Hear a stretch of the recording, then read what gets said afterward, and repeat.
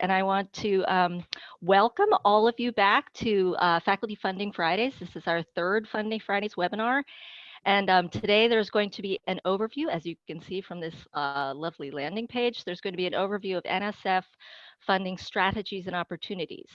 And we will be holding, if those that haven't already received our numerous emails, we'll be holding these research and professional development webinars every month, usually on the first Friday of the month, with a little bit of flexibility for holidays and things like that.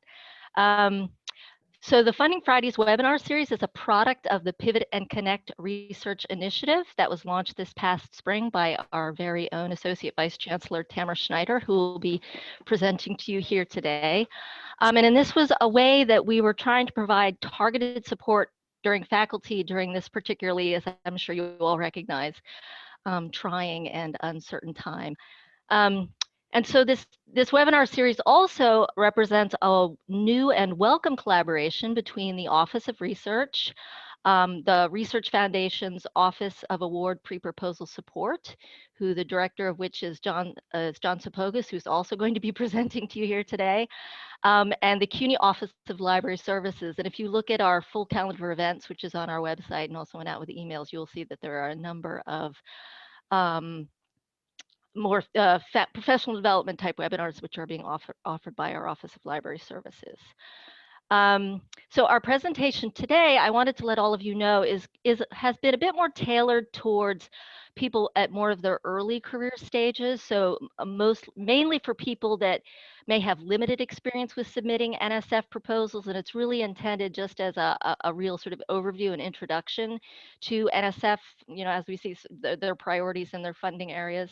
But that said, both Associate Vice Chancellor Schneider and Director Sapogas have years of experience working in leadership positions at the NSF, and I'm sure that we'll be able to answer any of your questions regardless of your level of experience in submitting and receiving NSF grants. So everyone is welcome, and we hope to be able to answer all of your questions. So, and also I just wanted to let you know that both John Sapogas' office, RF Apps, and our office is, you can contact us at any time with if you have any questions or input about these webinars, if you have ideas for future topics, we're always looking for ideas for future topics. And actually, we wanted to point out that we actually do have a webinar in January that's more focused specifically on writing the NSF broader impact statement, which is a very important part of any NSF proposal. So we are going to be taking more focused, deeper dives into some more focused aspects of some of these grant programs and funding agencies as well. So the goal of this webinar series as a whole is to create a living resource for research development support and information for researchers across the university. And all of these webinars are going to be recorded and made available on our website. And Remy, if you would please advance just to the next slide, because we just have a little consent slide that we just wanted to let all of you know in advance that this is going to be recorded. We are going to put it on our website. So if for any reason you don't want to have your image or your voice recorded in this webinar, please keep your camera off, just communicate with us through the chat. So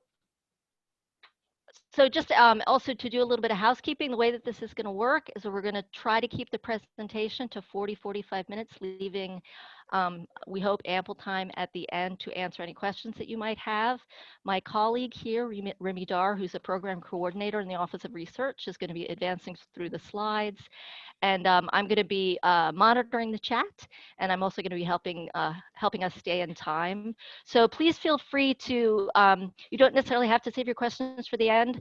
Please, if you have any questions that occur to you during the presentation, just type them in the chat, and we will go back and make sure that we try to capture all your questions. And so with that said, allow me to briefly introduce our speakers today. So as I mentioned, prior to being appointed as the Associate Vice Chancellor for Research just this past year, Tamara Schneider served at the NSF as the Deputy Director of the Division of Behavioral and Cognitive Sciences, and she was also a Program Director of the Social Psychology program. So she has a great deal of experience working at the NSF. And also prior to her tenure at the NSF, she was on the psychology faculty at Wright State University, where she served as the Assistant Vice President of Multicultural Affairs and Community Engagement. So she also has a lot of experience with broadening participation type programming and efforts. John Sapogas is the Director of Pre-Proposal Support at the Research Foundation, more fondly known as RFAPS. In his previous position, he was the Program Director for Global Initiatives at the NSF, Office of International Science and Engineering. So he also has a great deal of experience in NSF, how it works, and in the NSF programs. And even prior to that, he's had more than 35 years of experience working as a director and program officer, an analyst and economist in many government agencies. So we've got some great experience here, and I'm gonna let Remy advance the slides, and I'm gonna let Tamara take it away. Thank you so much. Great, thank you so much for that wonderful introduction, and thorough one, I should say, Effie, really appreciate it. Really, I'm so thrilled to be here to chat with you all about NSF, terrific funding agency. And in fact, it's the only federal agency that's investments are really geared towards supporting basic science. So it's an independent federal agency that was created in 1950 by the US Congress. And it has in its mission these three prongs. When you're foreshadowing, you know, when you're thinking about your broader or you're writing your public abstract, if you do get awarded, it's very nice to be able to link to one of these three things. So NSF its goal is to promote the progress of science, to advance the national health, prosperity, and welfare of the US, and to secure the defense of the United States. So it is a federally mandated agency with this mission and funded by taxpayer dollars. Again, broader impacts will become important for that. So the focus of the National Science Foundation is science and engineering research, as well as education. And you may have heard the phrase or the acronym STEM, which stands for Science, Technology, Engineering, and Mathematics. When we think about STEM, or when I think about STEM, I think about those programs that the National Science Foundation funds, and I'll talk about those. And I will just say, if you are listening in, if you would please mute yourself so that only the speakers are unmuted, that would be lovely. Thank you. It'll also preserve our bandwidth. So anyway, there's approximately $8 billion that is geared toward research that is distributed through the National Science Foundation annually. Those monies are distributed through approximately 11,000 awards. An award is typically a research award. The average is about 3 years.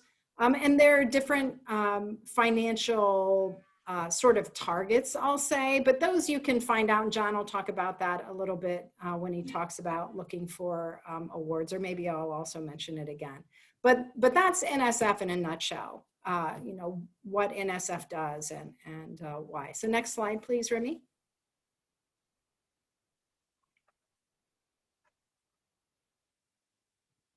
So there are seven funding directorates. So NSF is arranged such that there are directorates. Within directorates, there are divisions, and within divisions, there are programs. So biological sciences is one of the directorates, and they fund a variety of things related to biology. I'm not going to read all of the divisions that are here, but within all those divisions, there are also funding programs. So as an example, I worked in a directorate that Effie mentioned that I was also a deputy for behavioral and cognitive sciences. But within that division, I was a program director for the social psychology program. So there are 3 layers here. So bio is one area. Computer and information science and engineering is another area. Again, I'm not going to read all of the divisions that are there, but hopefully you can see yourself if you're of that broad discipline in there. Next, please. Engineering, and you can see in the engineering space that there's a orange highlight that sticks out: industrial innovation and partnerships.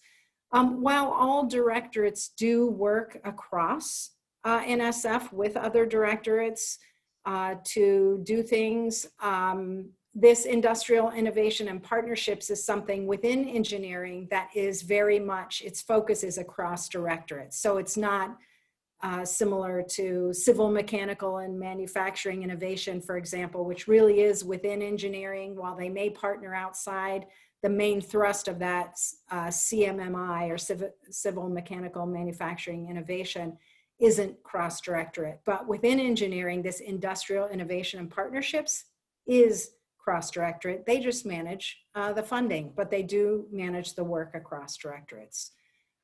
So geosciences, or geo, is another area. Next. Then mathematical and physical system science, MPS.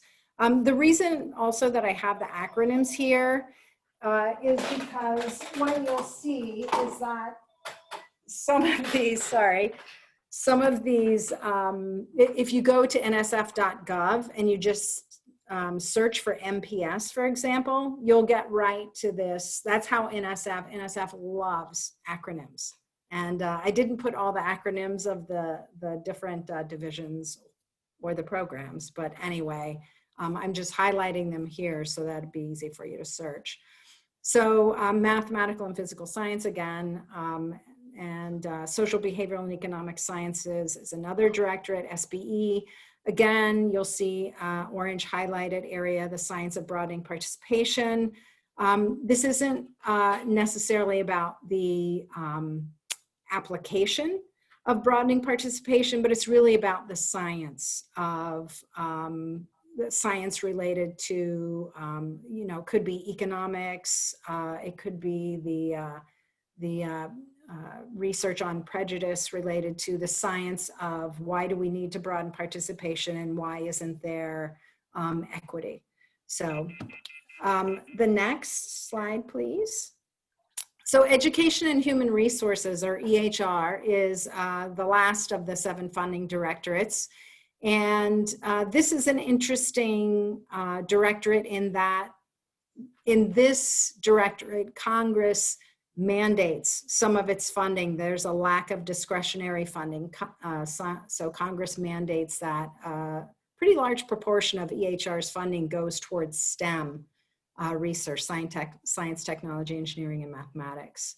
And you'll see that I have highlighted there improving undergraduate science and engineering. I use grants. So John did mention that a lot of folks across CUNY focus on those. So I just highlighted that. So next, please. So NSF, again, there's funding for every career stage. So if you haven't been successful in getting NSF funding, regardless of what your career stage, hopefully this will help you, this webinar.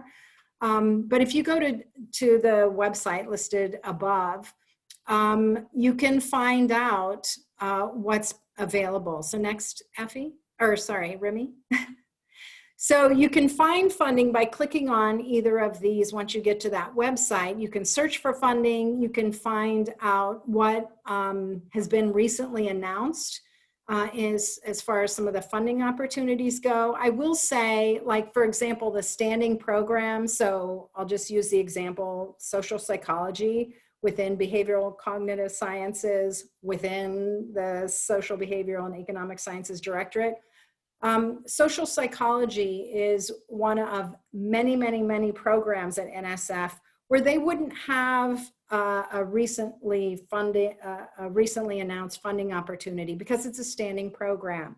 And standing programs run panels approximately twice a year. Some may run them once a year. It really depends on the program. So really finding out what program you fit with at NSF, finding out what their sort of mode of operating is will be a really good idea. But then there are funding opportunities that come about. These may be related to national events that happen. I'm just thinking of a few that are hot topics right now. It could be hurricanes, it could be fires, it could be COVID-19. And indeed, there have been funding announcements. Sometimes NSF at the director level will make monies available to push downstream to programs to offer funding for things like Rapids. I'll talk about Rapids in just a moment, so I don't want to get ahead of myself. But this is where you might find information about solicitations, which are areas that the director and upper level folks at NSF, or even program directors, can get together and focus on those things. Bring together different people with an idea and write a solicitation. In addition, there are Dear Colleague letters. Again, these are just announcements about new things. Next, please. You can also here search for previous awards. So you can search by a keyword. You can look, actually most programs will have on their webpage a link to this, but if not, you can go back here and say, okay, if I want to look for SBE and BCS, which is Social Behavioral Economic Sciences, Behavioral and Cognitive Sciences, I want to look for that, what they've awarded. You can see how many years a typical award is. You can see how much the award amount was. So it can help you to be focused and not too out of line with what you're asking for. And those are the public abstracts, actually, and that can help you to understand how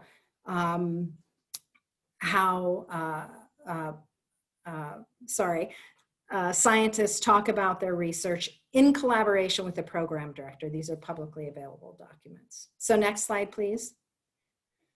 So you can also sign up for funding announcements via email. And so here's a website. Again, this will be made available to you all. So you can, that's a very long website for you to go to, but at the funding page, you can sign up for funding announcements, and we just showed you that. You can also stay informed by joining NSF's social media feeds. Next, please. So there are a variety of funding mechanisms. There's the standard, and that's where a PI submits something to a program, like I mentioned social psychology, and they may have biannual panels consisting of people who remain on the panel for a period of, like, say, 3 years.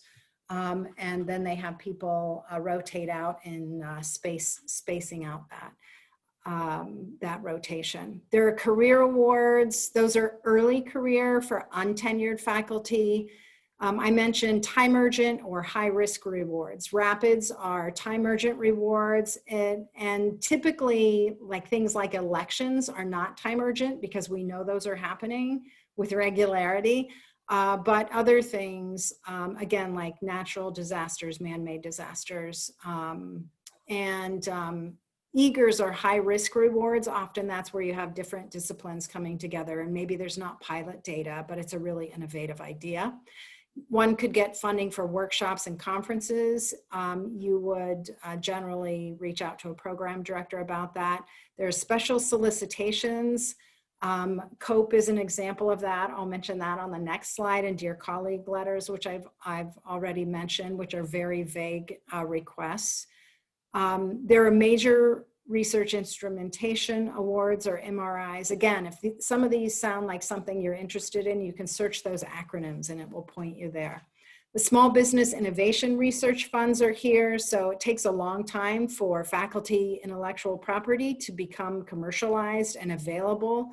Our good work to be useful for the public and to build on our economy. And these grants really help to facilitate speeding up, accelerating that process. And we have a really great innovation and applied research and tech commercialization office in the Office of Research to assist with that as well. There are also training programs. So you may be aware of the research experiences for undergraduates or the graduate research fellowship programs. There may also be doctoral dissertation research improvement grants, DDRIs. Those are available in SBE. They may not be available in other areas. You would have to find out. In addition, sometimes there are specifically postdoctoral fellowships that are available that aren't part of a PI's award, but are separate awards. So you would have to check with a program if those are available. Next, please. So the career program, again, it's for untenured, tenure track faculty, and at CUNY, you have to have a greater than or equal to 50% appointment, and it's a great way to jumpstart your career. It requires the integration of both research and education, and the education piece can't be, I'm going to teach about my research in the class. It has to be a little more developed than that. Again, you can go to what the prior awards have been for your program in these areas to see generally what's been proposed. It's not prudent for you to get other people's proposals. That's intellectual property, but you can see how these are described in the awards and in the award abstracts. And again, it has to fit with a particular program. NSF can't possibly fund every kind of every kind of basic science. So there may not be a fit, but generally there can be. It's a single investigator proposal. You cannot have a PI, a co-PI on that. And the minimum is $400,000 to $500,000. It really depends on the program, but they're all for 5 years. It's a long program, long spanning out time. So you can only submit one per year. In fact, there's only one deadline per year. And you can submit only up to 3 programs. Interestingly, some careers really should be standard awards and should be 3-year grants. There's no harm in promote and trying to, if you get the feedback that this really isn't 5 years, to submit a standard award. So there are helpful NSF webinars and workshops in the spring. Next. And at CUNY, there's an ASRC NSF Career Bootcamp where you would apply to the program, announcements are made. We make announcements on our lab meeting newsletter. You can search CUNY for that and sign up for that if you don't currently get it. And we try to make the announcements widely available. There's a boot camp where you get detail about what a career is. It's a very interactive, highly interdisciplinary boot camp. You'll get feedback. You meet regularly with people. More information will be coming out in December about that through these 3 groups, offices. And so far, 7 careers have been awarded through these boot camps, and there have been other successful proposals that have resulted from this work. And it's led by Dr. Vigder, who's the Associate Director of Proposal Development at the ASRC. Next, please. There are other cross-directorate opportunities, and I'm going to not read each of these, but I'm just going to say there's also a mid-career advancement. This is a new program, so if you're an associate professor, you want to look there. There are other things like innovations at the nexus of food, water, and energy. You can think of also the dynamics of coupled natural and human systems. A lot of environmental sustainability work can happen there. Cultivating cultures of ethical STEM. Down there, farther is coastlines and people, the COPE. So anyway, these are a lot of different programs. There are so many different cross-directorate opportunities, and this is just a super brief highlight of those. So next, please. So there's also cross-directorate broadening participation opportunities, some that are focused on parity for women in STEM, that's the advanced grant, some that are focused on creating opportunities for underrepresented students at many different levels and building our talent pipeline. That's the includes. There are some that are focused on historically Black colleges and universities and undergraduates there. That's the HBCU UP and LSAMP. Those are really geared towards students. Next, please. And then there are also the former director, Dr. Cordova, really focused on convergent research, where you have different disciplinary folks getting together to solve a pressing problem.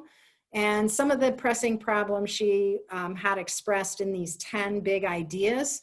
So navigating the new Arctic as the ice sheet melts, and we can now navigate through the Arctic, which is scary. Anyway, you know, we need a lot of people to get together and to solve some of the new problems that will arise from that, harnessing the data revolution. So again, some of these are research ideas. Some of them are process ideas. So includes is one of the ones that was born from these process ideas. So next, please. So I want to get a little bit into the future of work at the human technology frontier. And this is really how people and technology converge in the workplace. It's not how technology influences people alone, but people also influence technology. And there have been a few solicitations about that work and really interesting convergent research coming out of that. Next. Understanding the rules of life. This is led by bio. I should have said the other one was led by social, behavioral, and economic sciences. So this big idea is led by bio. However, again, they're cross-directorate efforts. And this is really about understanding phenotype, the thing that we see about cell expression. Next. Harnessing the data revolution. So we are all aware that technology through data science and implications for our interacting socially and the infrastructure needed, these are really big issues that need to be tackled from a convergent lens. So of course, that's another big idea. Next, please. So the best thing that you can do is, and John's going to take it just in a minute, but I just want to say program directors are there to help science be transformative. And they're really there to help you get your best ideas funded. You have to bring your best ideas in a coherent way. And John's going to help you to understand how to do that. So John? Thank you, Tamara. So in the next set of slides, I think what we wanted to do was to share with you information basically on how to get started and even provide you with some additional information on the mechanics really of how NSF works. As Tamara mentioned, we're gearing this mostly to your early career researcher who's trying to advance their research. Tamara talked about the complexity of NSF. She talked about a lot of programmatic activities, but NSF is a complex place, okay? There are grants at NSF for students, there are grants for faculty, grants for postdoctoral fellows, even grants for small businesses. You know, and the NSF announcements also vary greatly by program area. So I just wanted to make a plug for my office, the Office of Award Proposal Support. We're really here to help you at any time, regardless of where you are in your research, all the way from concept development to final submission. If you're just beginning to evaluate NSF and really feel it's a good source of funding for your research, you could do that keyword search on the NSF Awards database. I can't emphasize that enough, so that you can get a flavor as to what is being funded in your area. But your relationship with the NSF program director is really key.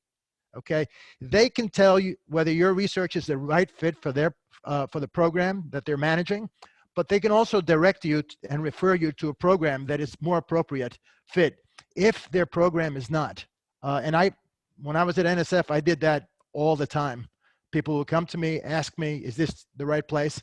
And I would say, yeah, it is, or no, it's not. And I would really try to direct them to, and it's interesting, there are times where these faculty will come back to me and say, thank you for doing that. I got the award. So they could be very valuable program officers could be very valuable in helping you send your research to the right place. You should. So let's talk about let's talk a little bit about the one-pager, one-page summary that you'll send to the NSF program officer. You should the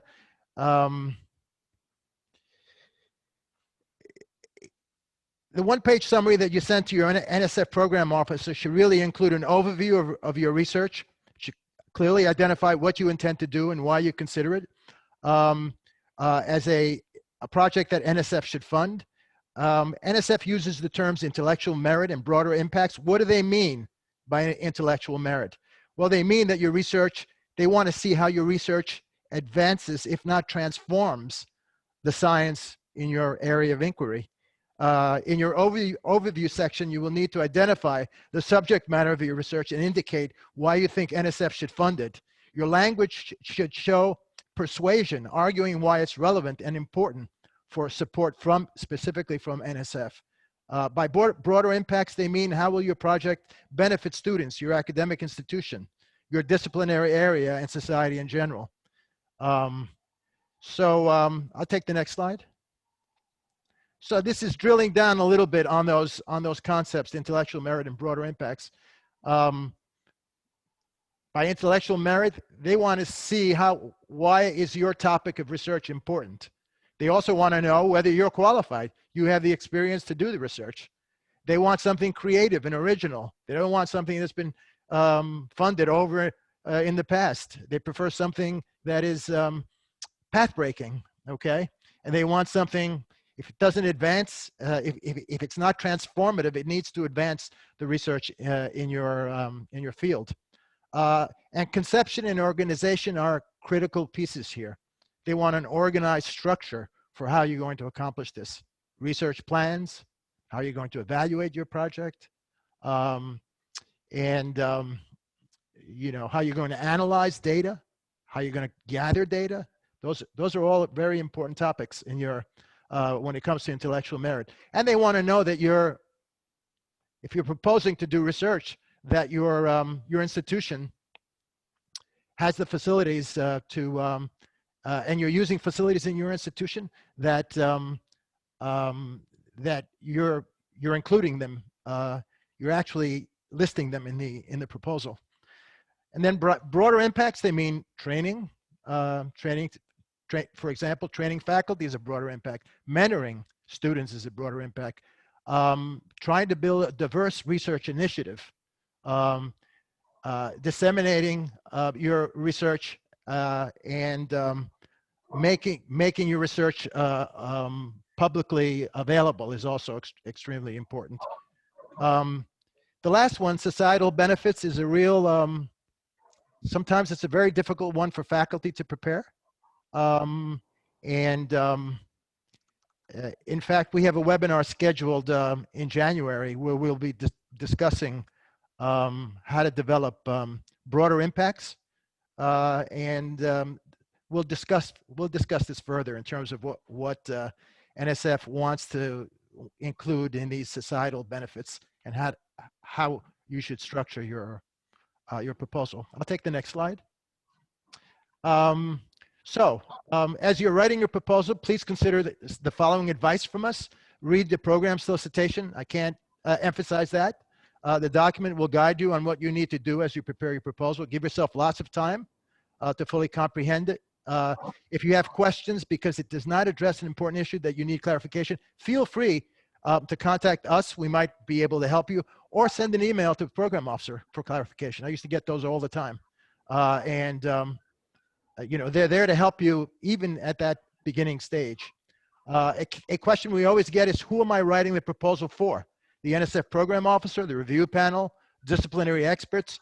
Our advice is that the proposal should be written for a broad audience of scientists, not necessarily in your specific research area or even discipline. If you're an economist, for example, think of your broader audience made up of experts in your area, economics, and other adjoining areas in the social sciences. So it's important not to get bogged down on the economics jargon, formulas, or concepts that cannot be exactly understood by a group of social scientists from other disciplines. Your proposal should discuss existing theories, state-of-the-art methods, and how your research is connected and how it's making advances to those theories and methods. If you have data from pilots or tests that you've already conducted, you should include them. They increase your credibility and commitment to the research. Hypotheses are important if you have them.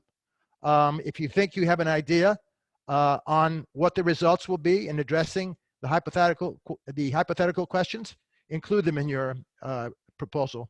It really shows expertise in the subject area. So your research and analysis plan are important components. In there, describe the details of what will be done and how your research will be conducted. I'll take the next slide. Project description. That's really the meat of the proposal, really. All of the parts are equally important, but this is an important part because this is where you're going to discuss a lot of different things about your research. You're going to say, you're going to identify your research questions. You're going to say what you really want to do to answer those questions, why you want to conduct this research, how you plan to do it. For example, what are the implications it will have on your students, on your disciplines, on your institution, and on society? This is really the broader impact thing. And what are your broader impacts of your research? Do you have any research results from prior support? You can include it in this section. I'll take the next slide. Budgets, always an important topic. Money. So the advice we give is don't really try to keep in mind what that program is funding proposals for. You could do that by going to the awards page, the award search, and you can identify what that program is funding those projects for. The solicitation might indicate the award limit. What is the limit of the award size? Regardless, you should be preparing a budget that's very reasonable for the project. There is a budget justification you need to prepare. And all of this has to be consistent with the program solicitation and guidelines. The kinds of activities you can list for funding are your personnel, PI, co-PI, consultants, equipment that you'll need to conduct the research, travel that you'll need to do, although these days it's probably limited, participant recruitment, any supplies should be included in the overall budget. And I should say about indirect costs, NSF is not like NIH. Your indirect costs have to be built into your submission. In NIH, normally you'll submit your research and they'll tack on the indirect costs afterwards. But NSF is different in that regard. We'll take the next slide. So they're going to, in addition to the project description, NSF requires a lot of other documents. We don't have time to go into every one of them. For example, they require a data management plan, and virtually every proposal requires to have a data management plan. It also requires a postdoctoral mentoring plan, requires facilities and equipment section. Let's just talk about the data management plan, and in future webinars we can go into drill down into more detail. So what kinds of data management plan? You need to include what kind of data and software you will be including. So you should have a detailed description on how these data will be managed, formatting content also in terms of the data, where it will be housed, how it will be secure and protected, and how it will be shared internally among researchers, students, postdocs assigned to the project. Since NSF proposals are taxpayer-funded projects, a statement also needs to be included on how the data will be prepared for public dissemination. If the research produces confidential data or restricted data. The data management plan requires a statement on whether aggregate data can be produced. In most cases, it can. It needs to be de-identified so that it does not compromise any of these NSF requirements. Public use data also needs to protect the intellectual property of any researchers. And there needs to be a statement in there on how intellectual property will be protected. And finally, archiving and preserving access to posterity should also be discussed in there. If you want examples of some of these supplementary documents, please contact me, contact the apps office. We have plenty of them. We can share them with you. I'll take the next slide. Now, let's talk a little bit about the review process. It's important that you understand how the NSF review process works. That helps you in developing your proposal. The program officer is provided general guidance in designing the review process, but has wide latitude in setting up a plan for this. Your proposal will either be reviewed by ad hoc reviewers, usually email reviews, panel reviews in person, although these days it's virtual, or a combination of both ad hoc or panel reviews. Panel reviews are basically group reviews. Ad hoc reviews are normally individuals reviewing the proposal on their own. So for some of the multi-million-dollar proposals, the program might also add site visit meeting prior to the final decision. For example, recently I've been working on some engineering research centers. They even require a last-minute, a late blue ribbon panel review prior to award decision. I'll take the next slide. Post-review. Okay. If you're declined, you will get an email notification. Normally, program officers aren't going to tell you you're being declined in person. You'll get a notification, usually 6 months after the due date. You will get the reviews, the panel summary, the context statement. They'll be emailed to you. Our recommendation is please read those, absorb them. Give yourself several weeks before you even contact the program officer. But we do recommend that you contact the program officer, even if you are declined. I think they can provide you some really very important feedback and next steps that you can take. And I regularly did that when I was program officer, had post decision, after decisions were made, individuals would contact me, and I would set up meetings with the PIs. If you're recommended for an award, congratulations. The program officer will email you. I used to contact all awardees in person. There may be requests for clarification or revision. You might need to clear up a few things like IRB approval if it's needed.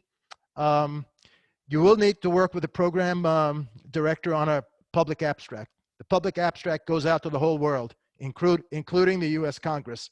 So it's important to keep that in mind, that congressional committees actually do review the proposal.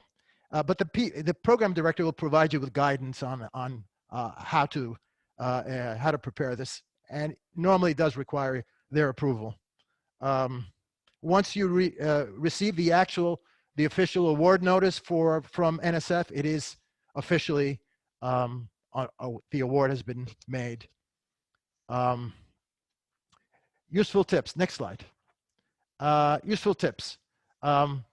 It's very important that you pick a good topic, one that really advances the theory, really adds to the latest literature in your field, has a compelling question. Be very focused on design and really focus on quality. I can't say that enough. The federal awards are all based on quality. Quality is the #1 thing that they're considering. If you're a junior faculty, we recommend you add a senior collaborator as a co-PI or a consultant to your project. Again, talk to your program officer. Carefully use reviews to revise submissions. And more importantly, work on something you're excited about. If you're not excited about your research and it's not reflected in the proposal, why would you think that a program officer or even a panel would be excited about it? You need to show excitement about your research and your proposal. If you can't show it, then I go back and redraft it to show excitement. It's a very important criterion. Next slide. Do's and don'ts. Talk to your PD, program director, about your project. Send them that one pager we discussed. Get feedback from colleagues or mentors. You can get feedback from my office. We do it all the time. You can use the peer review process before you submit your grant to NSF. We will peer review your project before it is submitted. This way you can get a good idea from outside reviewers the strengths and weaknesses of your proposal. You should suggest reviewers in the submission that you send in to NSF. And very important, volunteer to serve as a reviewer. Send a CV to the program director and ask that you want to serve as a reviewer or even on a panel, on an NSF panel. I know that be very happy to accommodate you. Sometimes it's very, very hard to get reviewers to review so many of these proposals at NSF. Keep in mind, NSF gets 50,000 proposals every year. So there are a lot of reviewers that they need. A few things that you should not do. Do not try to put something together very quickly. Normally we say, give yourself 6 months from concept development to submission. And even longer than that if the proposal is a large multi-institutional, multidisciplinary grant. Do not send more than one page to the program director. They're probably not going to get past the first page. So try to summarize everything in that first pager. Don't take reviewer feedback personally. And do not try to do it alone. Get help from others as you develop these proposals. So those are my last parting thoughts. I look forward to any questions that you might have. Thank you so much, Tamara and John. That was incredibly helpful. There's been a bunch of questions in the chat. However, Tamara's been sort of answering them as we go along. I don't know if there's any that you maybe sort of want. There were a couple good questions. As I said, I don't know, Tamara, if you want to sort of reinforce what you wrote a little bit. There was a question about the process for submitting a rapid grant and how that's done. You want to say a little bit about that?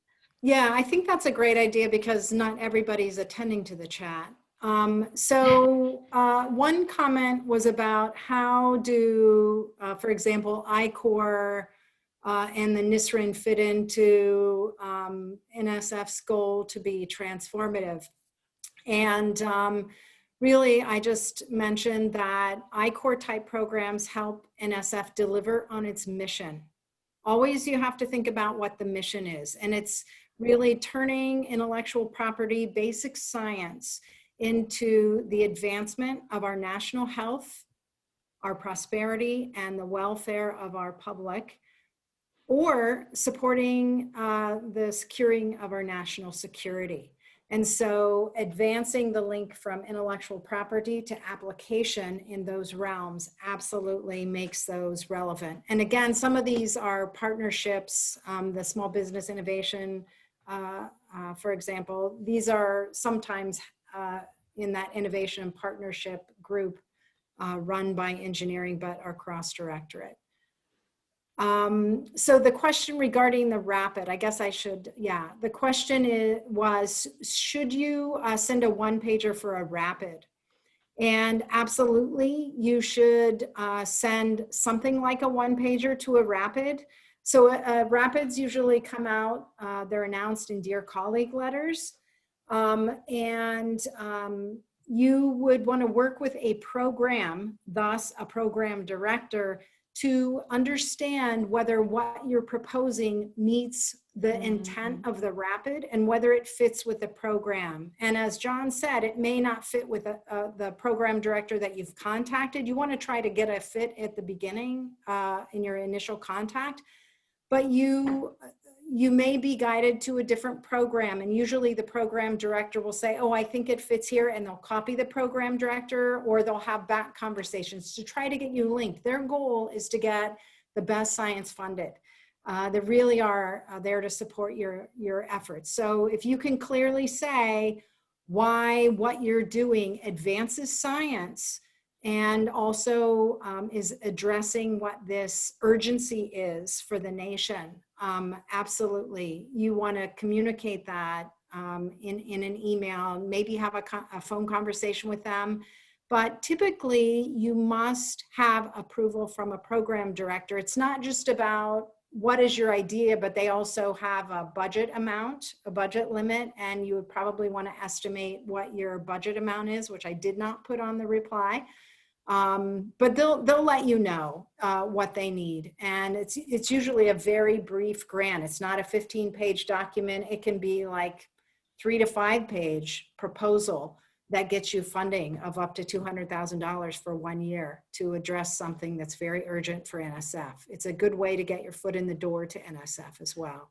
I should add that the COVID-19 announcement, rapid Dear Colleague letter actually requires that you talk to the program officer first. Yeah, most of them do. Good point, John. There was one instance with hurricanes where there was a program director that didn't go through that, and it created a lot of work for everybody. A lot of rapids were submitted that were declined.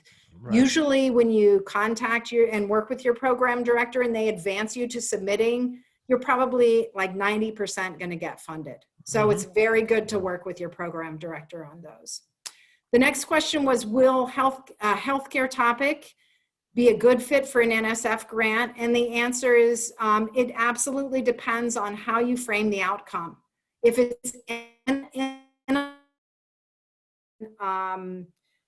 things that have direct implications for physiology, for diseases, that sort of thing, that's not what NSF funds.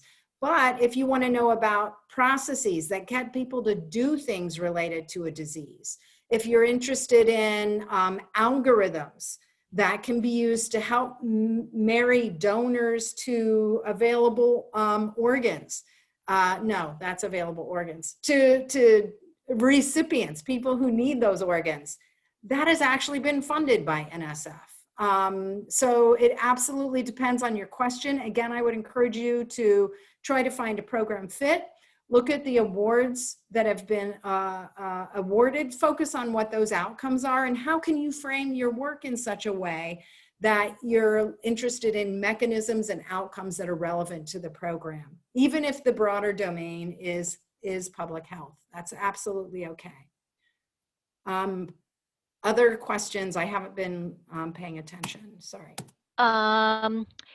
There was you'd answer the, well, actually Ingrid asked a question, is the project management plan different from the data management plan? The data management plan is specifically about those data that you will generate as a result of doing your work. The project is the overall thing that you're proposing to do. So they're absolutely different. The data management plan could be considered a specific component of the project management because you have to manage your data. These are taxpayer funded data that you're collecting, and NSF is very keen on how you're going to share those data, openly source those data. Our friend Christine Spicknell from QCC asked, and this is a good question, she said, guidance please on results from prior NSF support. There is a certain amount of confusion surrounding this. How do you determine what other funded NSF projects are important to add here? My PIs tend to always leave this blank, thinking it has to be a previous award for exactly the same solicitation that they are applying to. So please. Yeah, NSF wants to know their money was well spent. If you've had any NSF funding, especially in the past 5 years, and you've not done anything with it, you've not published, you've not graduated any students with it, absolutely do not include that. They want to know that they're giving you money and that you're doing something with it. You're not just getting findings, but you are contributing to the scientific discourse and the training of future scientists relevant to those data.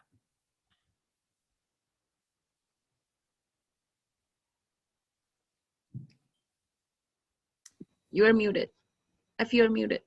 Sorry. Oh, so I can see another one about clarifying the- the timeline of yes. 6 months of a Yeah. proposal period before submitting the proposal, and then another 6 months before getting a decision. I don't know what the first bit is, but you want to develop a thoughtful proposal, so it's going to take some time. Maybe that's what the first 6 months is. But when you submit a proposal through a regular panel, there's a target deadline or a deadline. It's going to take time to figure out what the proposals are, and if you need to get ad hoc reviewers to supplement the panel reviews, which is typically how a program is run.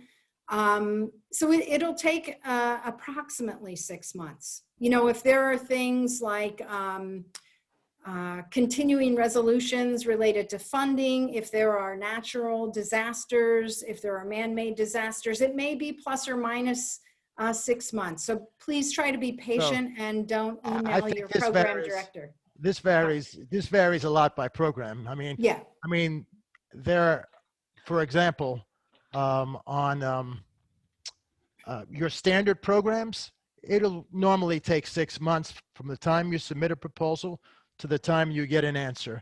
Why? Because the program officer has to review the proposals that came in, determine how many you know, are compliant, contact reviewers. So 6 months is usually the time. For some of these larger proposals, for example, the engineering research centers, it took us 2 years before we got a word in terms of where we stood on it. So, you know, it varies widely by program. 6 months is not a hard, fast timeline. And I think your program officer will tell you how long it's going to take, depending on what you're submitting to. So there's a couple questions. One faculty member wanted to know if the eager and the rapid are shorter proposals than the standard 15. Are they usually shorter? So in my experience, they are. I will say eagers, I think with an eager, you definitely want to talk with the program director. Those are not often truly transformative. And it may take you 15 pages. So just because something is short doesn't mean that it doesn't have to be substantive. But there may not be pilot data to talk about. It may be that you're really addressing something that's, again, high risk. These are high risk, bringing different groups together to be really innovative. And it may be something that people are very excited about. They could be shorter, but they don't always have to be. Well, and actually the next, I'm sorry, Don, go ahead. With eagers and rapids, what is short is generally the review period and the time from the time you submit it to the time you get an answer to them. Normally, eagers and rapids only require internal review. And because it's internal review, it usually goes a lot faster. The next question is a great question. It has to do with, does it matter what discipline or department the proposer is in? So if somebody is not in a STEM discipline, can they still apply for an NSF grant? Yeah, I think that's a great question. Actually, psycholinguistics would be, you know, it's born of cognitive psychology. It's considered STEM. If you're in language and literature, there's a linguistics program. There's cultural anthropology that can touch on some of that sometimes. But it's not a problem what your department is. What you need to really focus on is your project. Your project needs to marry the program, fit with the program. I normally will get questions from, for example, you know, I'm from a business school and I want to submit a proposal to the economics program. My response is yes, you can submit a proposal to the economics program if you're from a business school. It doesn't matter what school you're from. What matters is what research are you doing? Is it research that the program itself has identified as target research supported by the economics program? So, you know, really doesn't matter what school you're in. It really doesn't even matter what your discipline is in, as long as it's very, very, very relevant to the research that you're recommending and proposing. I want to point out that it is exactly 1 o'clock and we are trying to be mindful of everybody's time. I did notice that there was a question in the chat about budgeting, and I wanted to draw your attention to, in March, we're actually having a whole webinar devoted to budgeting for federal agency grants with 2 of our very experienced grants officers, Melissa Lazo from the Asrc and Pauline Papoulos, who knows everything about everything from Queens College. And so yeah, so we're going to have, I'm sorry, go ahead. I'm happy to stay on, Effie, if folks want to stay on. Yeah. But if folks need to leave, they can leave, but I don't know if, you know, anyway. Great. But, yeah, no, I mean, if anybody wants to stay on, if you can stay on, Tamara and John, I wanted to just acknowledge that we are at 1 o'clock and we don't want anyone to. So I can just read, it might be that. more efficient if I just read through the questions and then if John has anything to add. Great, that sounds good. Okay, so the question is, are there guidelines for stipend to the PI? Yep. How much money is reasonable to add in the budget? It really depends on the program. Project. Yeah. Some don't award any salary to PIs just because they're limited. Others can do. NSF has a general rule, up to 2 months could be requested, but it has to be relevant. And I'll say, for example, if you're a high-paid full professor and you're asking for a postdoc and 2 graduate students and 3 undergraduates and 2 months for you, that may be a lot, but it may be personnel heavy. It really depends on the project you're proposing and the program rules. So you'd have to check with your program director.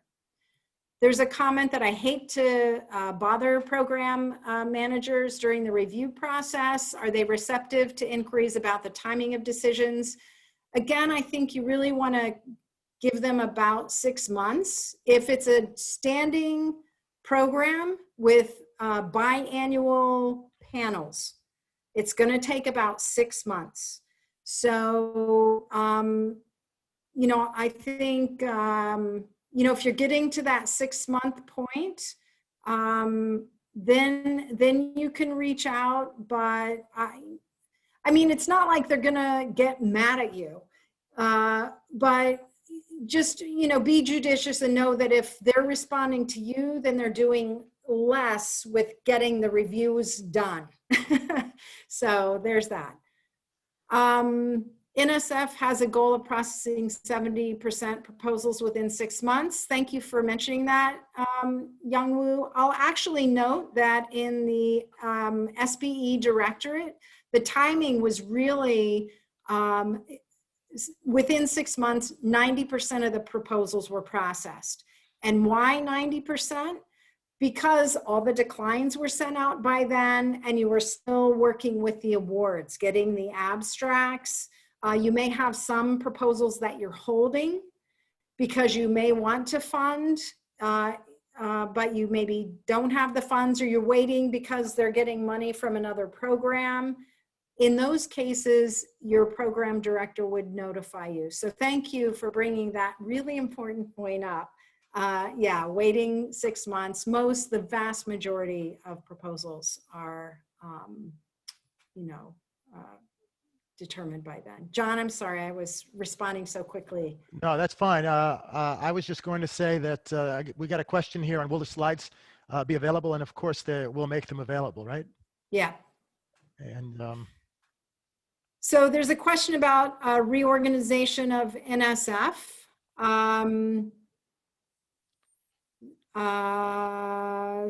To create a new Directorate of Technology. Yeah, so that's very exciting. So when you think about reorganizing NSF, I think, you know, we'll have to wait and see. We don't have insider knowledge about that. And if we did, we would actually not be allowed to share it with you. People within NSF aren't allowed to share those details. That's privileged information. But from my perspective, I think it would be great if there was, just thinking like maybe another directorate that focused on something like that. I've been in NSF a long time. These issues have had been discussed in the past. NSF usually steers clear of moving in a direction outside of basic research, and likes to keep its basic mission intact. I don't know what's going to happen here. They have a new director of NSF. I believe he's an engineer or a computer scientist. So it's hard to say what direction they're going to take here. But there are all of these initiatives in the past that they really have been thrown out there, but NSF likes to keep to its basic mission. That's why it's been so successful. So my 2 cents on the topic. So there's another really good question about, are there any former grants or templates that are available online? And as far as former grants go, absolutely they are not available. This is intellectual property. And, you know, that information shouldn't be shared. I'm even reluctant to have, to say contact a PI, because you're putting the PI on the spot to share their awarded proposal. Instead, I think a better approach is to get feedback about your grant and serve as a reviewer. See if you can serve as a reviewer for NSF by emailing an appropriate program director, again, with fit to your scholarly expertise and where you think you'd like to apply. As far as a template goes, if you look at the, see, I always think about it as the PAPG, the Proposal and Procedure Policy and Procedures Guide for NSF. Guide, if yeah. you go in and you search nsf.gov, PAPPG, or ask your grants officer for it, it really does have what the things are that you need to address and what in those areas you need to refer to, including a breakdown of the intellectual merit and broader impacts and what those things are. So very good question. So there's a question here. Are there any former grants or templates available online? I think that's what I just answered, John. Yeah, but I wanted to add to that. Add to that. We have examples that we can share with others. Many of those examples that we can share, we've already gotten approval from the PI that they're willing to share it with CUNY faculty. So normally we do not share any proposals that come in, and it's all confidential. Absolutely. But some PIs have been very, very nice and said, if you want to share it with CUNY faculty that are preparing proposals, we're more than happy to do that. So talk to us if you want to see some of these examples, but bear in mind that it may not be directly related to your field, you know, and actually the best thing, our recommendation is it's best not to use other examples. It's best to let develop your grant and all the pieces of your grant very organically with the PIs and the co-PIs that you're working with on it. It always makes for a better product than trying to use other examples. That's kind of our advice. Even though we have them, we think it works better that way. You develop a more innovative and creative proposal that way.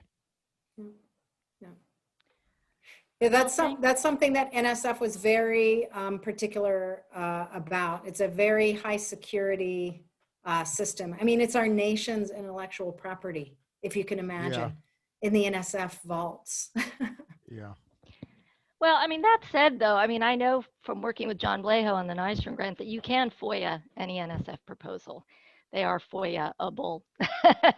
So people can, you know, I mean, actually, there were a number of schools that requested through the Freedom of Information Act our proposal for the New York City Regional Innovation Node. So, I mean, I'm just saying that if you want to go to those lengths, you can do it, but it's probably just better to go through more local channels to find out about grant writing. Yeah, and I'm not sure through the federal level whether those are FOIA-able. I mean, there may be, you know, I mean, it may have national defense implications. you know, I'm thinking about not just DoD things, but things that would be national defense related at Oh. NSF. Yeah. My understanding is that it used to be a lot easier to FOIA things. It's gotten a lot harder these days. Mm. Interesting. I mean, it's still there. You can FOIA them, but it's a lot harder to get it. I Oh, would so also there's just a, stress that many of our, sorry. I just, everyone in the room, many of our grants officers are actually on this call, but if anyone is thinking about writing an NSF proposal, and I know that you probably already know this, but really your first stop should be your grants officer and your college-sponsored research office, because they have much of this expertise and information themselves. And actually, my colleague John Blejo just pointed out that there's a new BioSketch template, and there's also a new collaborations template for NSF proposals. So, I mean, it's things like that that you should definitely make sure that you always check in with your grants officer before launching onto any proposal writing effort. I'm sorry, go ahead. There's a couple more questions, Tamara, if you want to. yeah, so there's a question about how much does the feedback of the pre-proposal one pager increase your chances of success? And I would say if you've not had funding from that particular program, it will give you critical information about whether the thing that you're proposing provides fit. And it provides fit with the program. And it's not like the program director is going to give you line by line feedback. They can tell you whether it's beyond the scope of the program or give you some insights into, you know, whether you're dealing with maybe a somewhat dated literature or, you know, you really have to come up with the ideas, and they can give you very valuable feedback to help you have a better fit with the program. So I think it absolutely enhances your success. That said, I would encourage everyone, I would almost require, you know, if I were a department chair, a dean, I would require everybody to have, as part of their tenure mentoring team, have them meet with a program director, whether it's for NSF, NIH, or whatever. You want to make sure that you fit with the program and that you're asking the right kinds of questions that program would answer. Of course, you're going to look at the awards database to give you some heads up as well. But let's say you do all of that and you get a decline. Well, you know, keep in mind that as with many things that academics do, you know, we publish, we try to get grants, we're told no. That's the most frequent response we hear. Don't let that dissuade you. You look at that panel summary and again, talk to your program director and say, you know, what were the big issues that need to be addressed here? What were sort of the deal breakers, so to speak, here? And, you know, refine it with those things in mind. You know, just keep going and keep trying. So it's important you look at this as a process. The process is you're beginning your research. You want to first identify where you want to go, where you need to go, where your research needs to go to get funded.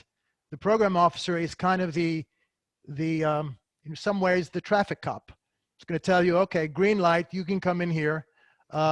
Red light, no, you got to go. You got to take that road and go into another program to get funded. That's not necessarily going to make your proposal more competitive. What it's going to do is just going to make sure that the topical area is a good marriage with the program area. Your research area is a good marriage with the program area. That's important, right? If you don't, if you can't do that, then even if you got a great, well done, competitive proposal, it's not going to review well if it's going to the wrong panel, wrong. You know, those are two separate things. One is to get to the right place. The other thing is to make your proposal competitive. So there's a question here. There's a question here about what you need to, what's required to be an NSF reviewer. Mm-hmm. You're required to, for the basic programs, basic STEM programs, to have a PhD. For some of the standing science programs, But it may be for some of the EHR programs that maybe you need to be a principal of a school system or something like that. So, but for a standing program that's in one of the science-based or engineering-based directorates, generally you need to have a PhD. And by the way, when you are selected to be a reviewer, you're not to share that proposal. You basically take an oath of confidentiality. You're not to share that proposal. It's not an opportunity for you to train your students about how to provide reviews, as maybe if you're agree to review an article submission for a journal. These, again, NSF takes it, and you'll see when you become a reviewer. But anyway, I would recommend that you reach out to the program you think you fit with, attach your CV, and let them know that you are very interested in providing reviews.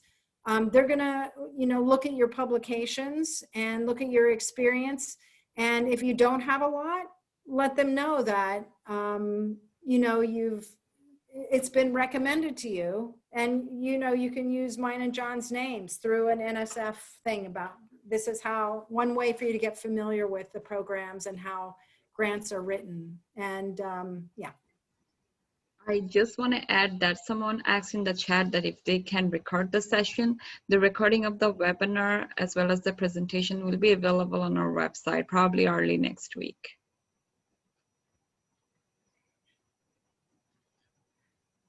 Yeah, there's another question here about guidance or template of 4-page individual. I don't really understand the question, I'm sorry. A 4-page research plan. Maybe they mean a 4-COPI research plan. Can anyone else understand that question? Or maybe Mohammed, would you like to unmute yourself, perhaps, and ask the question? Can you guys hear me? Yeah. Yes. Hi. Thank you for a great presentation. We had an NSF project for, I'm not talking about the proposal for 15-page. It was requiring to have an individual research plan for work with the students. If you have undergraduate students who's going to work, you're going to be the mentor as a PI or co-PI. And it doesn't have that much detail about the, what should be in the document. It just said upload up to 4-page research plan of individual research that you're gonna work with the students. So which program was this for, Mohammed? This is the NSF STEM, Improving STEM grant. So is it related to RUI's research at undergraduate institutions? No, it's not. Is it a STEM C? Yeah, it's the STEM, Improving STEM Education. Oh, IUSC. Yeah. Okay. Yeah, I mean, I think there are requirements there. I mean, you submitted a proposal there where you're recommending a mentorship for your students. Is that correct? Right. So we have we're gonna have some fun to do some undergraduate research in the summer. Mm-hmm. Yeah, so and for that is requiring you to have the individual research plan. And I was wondering, we didn't find anything, anywhere. It's just any guidance on that, like what should be, like in general, maybe for REU or whatever, you have undergraduate research plan, what would be the thing you put in that document, that what should be the template? Let's talk offline on that, Okay. Mohammed. You and I All can right. discuss it, okay? And Okay, we can come up with a what the solicitation is really asking for. Okay, and then my other question I have for you guys is that the CUNY has a diversity and equity training? CUNY have what training? Diversity and equity training? Diversity training? Yeah, diversity or equity training. Not that I know of. Okay. I don't know what the second part is that you're asked. Diversity and inclusion? Equity. Oh, diversity, Equity. Okay. Equity. Oh, okay. Okay. Thank you. So, it may be that the co-PIs at the different campuses, maybe there's campus related training. Mm-hmm. But I would search through the HR departments maybe and see. Okay. All right. Thank you. Mm-hmm.